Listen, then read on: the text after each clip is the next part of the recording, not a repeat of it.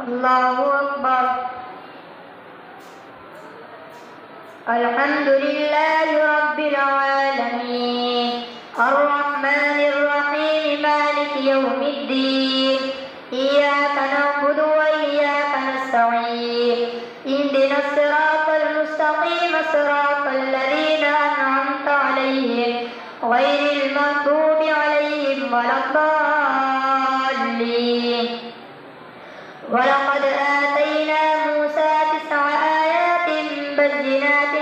فاسأل بني إسرائيل إذ جاءهم فقال له فرعون إني لأظنك يا موسى مسحورا قال لقد علمت ما أنزل هؤلاء إلا رب السماوات والأرض بصائر وإني لأظنك يا فرعون مثبورا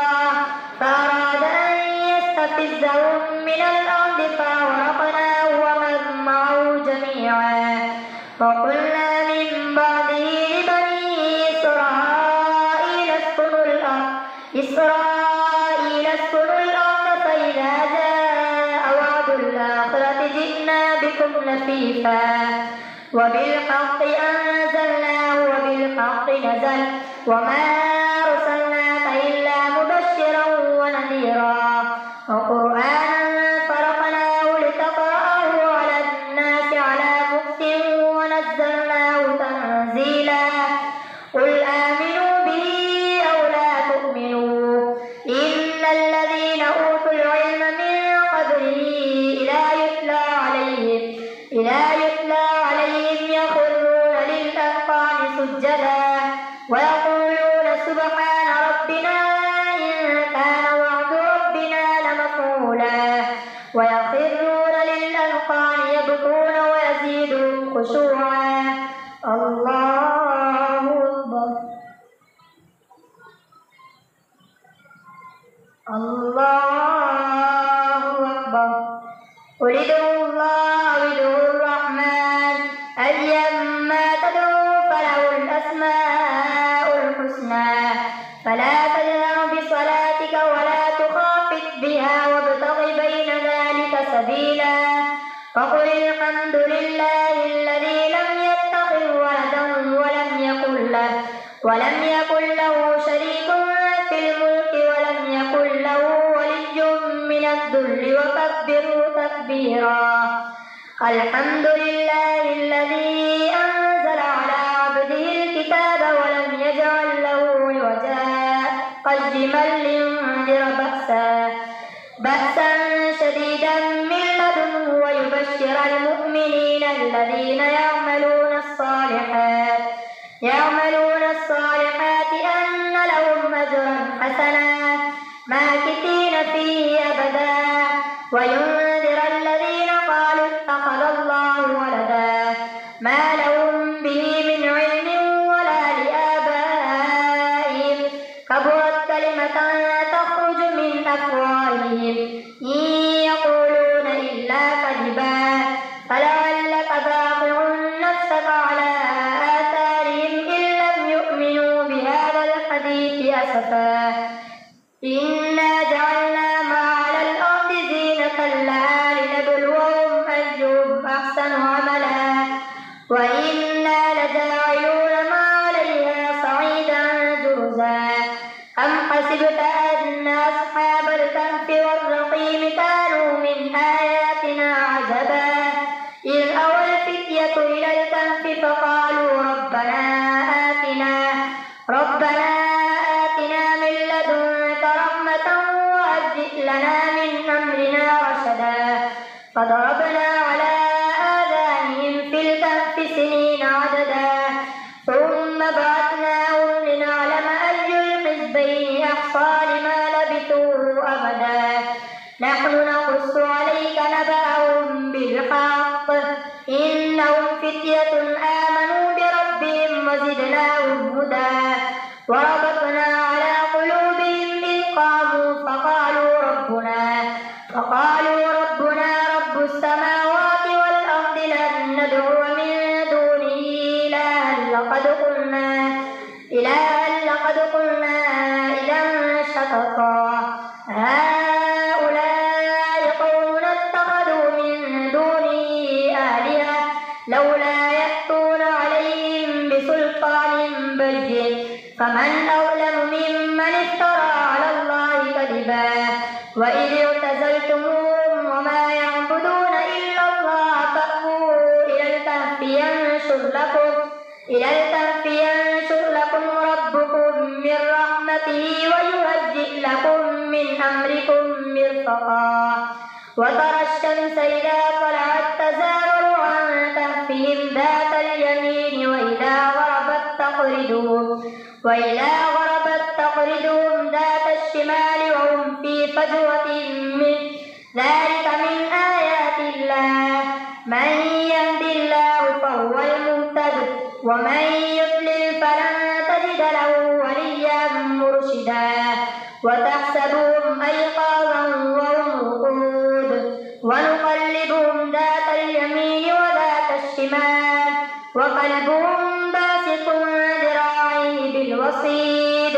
لو اطلعت عليهم لوليت منهم فرارا ولملئت منهم رعبا وكذلك بعثناهم ليتساءلوا بينهم قال قائل منهم كم لبثتم قالوا لبثنا يوما أو بعض يوم قالوا ربكم أعلم بما لبثتم فابعثوا أحدكم بورقكم هذه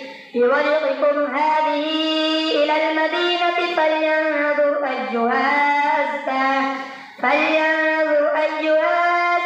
طعاما فليأتكم برزق منه وليتلطف ولا يشعرن بكم أحدا إنهم إن يظهروا عليكم يرجموكم أو يعيدوكم في ملتهم ولن تفلحوا إذا أبدا وكذلك أعثرنا عليهم ليعلموا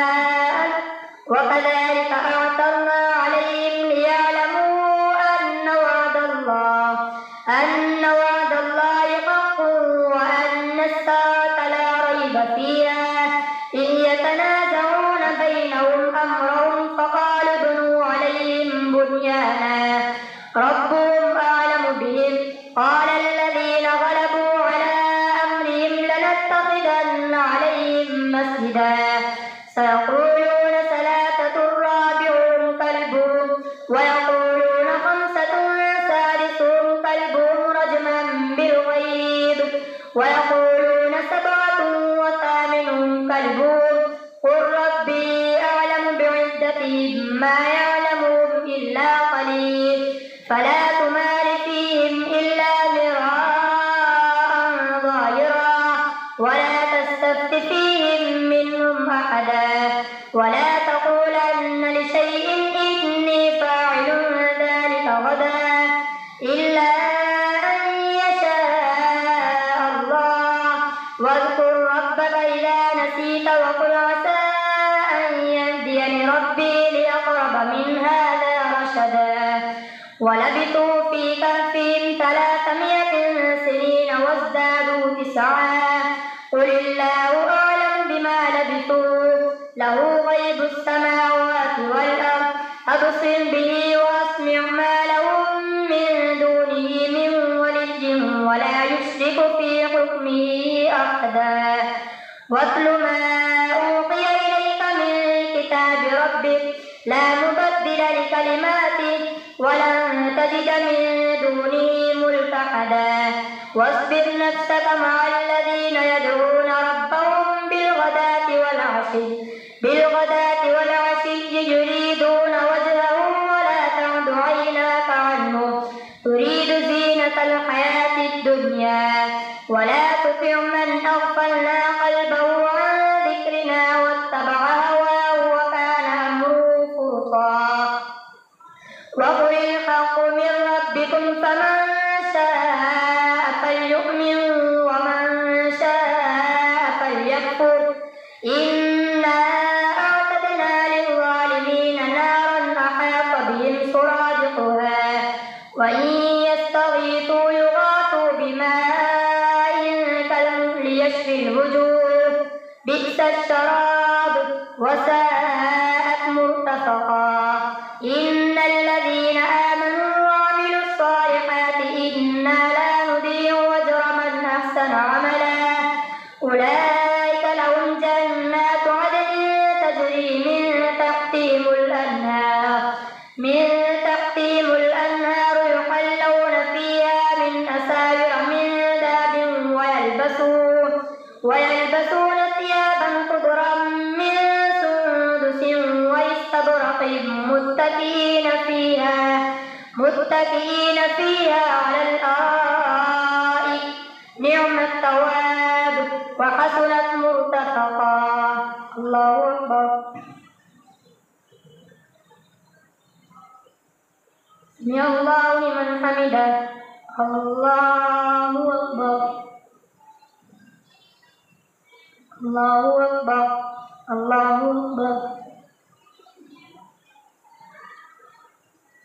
الله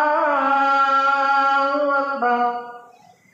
الحمد لله رب العالمين الرحمن الرحيم مالك يوم الدين إياك نعبد وإياك نستعين اهدنا الصراط المستقيم صراط الذين أنعمت عليهم غير المغضوب عليهم ولا الضالين واضرب لهم مثلا الرجلين جعلنا لأحدهما جنتين من أعناب وحففناهما بنخل وجعلنا بينهما زرعا كلتا الجنتين آتت أكلها ولم تظلم منه شيئا وفجرنا خلالهما نهرا وكان له ثمر فقال لصاحبه وهو يحاوره أنا أكثر منك مالا وأعز نفرا ودخل جنته وهو ظالم لنفسه قال ما أظن أن تبيد هذه أبدا وما أظن الساعة قائمة ولئن رددت إلى ربي لأجدن خيرا منها منقلبا قال له صاحبه وهو يحاوره أكفرت بالذي خلقك من تراب ثم من نطفة ثم سواك رجلا لكن هو الله ربي ولا أشرك بربي أحدا ولولا إذ دخلت جنتك قلت ما شاء الله لا قوة إلا بالله إن ترني أنا أقل منك مالا وولدا فعسى ربي أن يؤتيني خيرا من جنتك ويرسل عليها حسبانا من السماء فتصبح صعيدا زلقا أو يصبح ماؤها غورا فلن تستطيع له طلبا وأحيط بثمره فأصبح يقلب كفيه على ما أنفق فيها وهي خاوية على عروشها ويقول يا ليتني لم أشرك بربي أحدا ولم تكن له فئة ينصرونه من دون الله وما كان منتصرا هنالك الولاية لله الحق هو خير ثوابا وخير عقبا واضرب لهم مثل الحياة الدنيا كماء أنزلناه من السماء فاختلط به نبات الأرض فأصبح هشيما تذروه الرياح وكان الله على كل شيء مقتدرا المال والبنون زينة الحياة الدنيا والباقيات الصالحات خير عند ربك ثوابا وخير أملا ويوم نسجل الجبال وترى الأرض بارزة وحشرناهم فلم نغادر منهم أحدا وعرضوا على ربك صفا لقد جئتمونا كما خلقناكم أول مرة بل زعمتم أن لن نجعل لكم موعدا ووضع الكتاب فترى المجرمين مشفقين مما فيه ويقولون يا ويلتنا ما لهذا الكتاب لا يغادر صغيرة ولا كبيرة إلا أحصاها ووجدوا ما عملوا حاضرا ولا يظلم ربك أحدا وإن قلنا للملائكة اسجدوا لآدم فسجدوا إلا إبليس كان من الجن ففسق عن أمر ربه أفتتخذونه وذريته أولياء من دوني وهم لكم عدو بئس للظالمين بدلا ما شهدتهم خلق السماوات والأرض ولا خلق أنفسهم وما كنت متخذ المضلين عضدا ويوم يقول نادوا شركائي الذين زعمتم فدعوهم فلم يستجيبوا لهم وجعلنا بينهم موبقا ورأى المجرمون النار فظنوا أنهم مواقعوها ولم يجدوا عنها مصرفا ولقد صرفنا في هذا القرآن للناس من كل مثل وكان الإنسان أكثر شيء جدلا وما منع الناس أن يؤمنوا إذ جاءهم الهدى ويستغفروا ربهم إلا أن تأتيهم سنة الأولين أو يأتيهم العذاب قبلا وما نرسل المرسلين إلا مبشرين ومنذرين ويجادل الذين كفروا بالباطل ليدحضوا به الحق واتخذوا آياتي وما أنذروا هزوا ومن أظلم ممن ذكر بآيات ربه فأعرض عنها ونسي ما قدمت يداه إنا جعلنا على قلوبهم أكنة أن يفقهوا وفي آذانهم وقرا وإن تدعوهم إلى الهدى فلن يهتدوا إذا أبدا وربك الغفور ذو الرحمة لو يؤاخذهم بما كسبوا لعجل لهم العذاب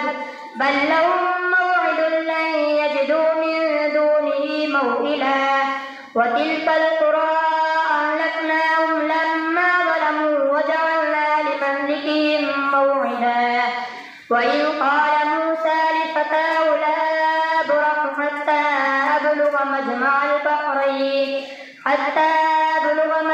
البحرين أو أمضي حقبا فلما بلغا مجمع بينهما نسيا حوتهما فاتخذ سبيله في البحر سربا فلما جاوزا قال لفتاه آتنا غداءنا لقد لقينا من سفرنا هذا نصبا قال أرأيت إذ أوينا إلى الصخرة فإني نسيت الحوت وما أنسانيه إلا الشيطان أن أذكره واتخذ سبيله في البحر عجبا قال ذلك ما كنا نبغي فارتدا على آثارهما قصصا فوجدا عبدا من عبادنا آتيناه رحمة من عندنا وعلمناه من لدنا علما قال له موسى هل أتبعك على أن تعلمني مما علمت رشدا قال إنك لن تستطيع معي صبرا وكيف تصبر على ما لم تحط به خبرا قال ستجدني إن شاء الله صابرا ولا أعصي لك أمرا قال فإن اتبعتني فلا تسألني عن شيء حتى أحدث لك منه ذكرا فانطلقا حتى إذا ركبا في السفينة خرقها قال أخرقتها جئت شيئا إمرا قال ألم أقل إنك لن تستطيع معي صبرا قال لا تؤاخذني بما نسيت ولا ترهقني من أمري عسرا فانطلقا حتى إذا لقيا غلاما فقتله قال أقتلت نفسا زكية بغير نفس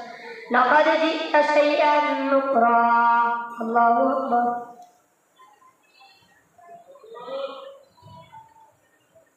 سمع الله لمن حمده. الله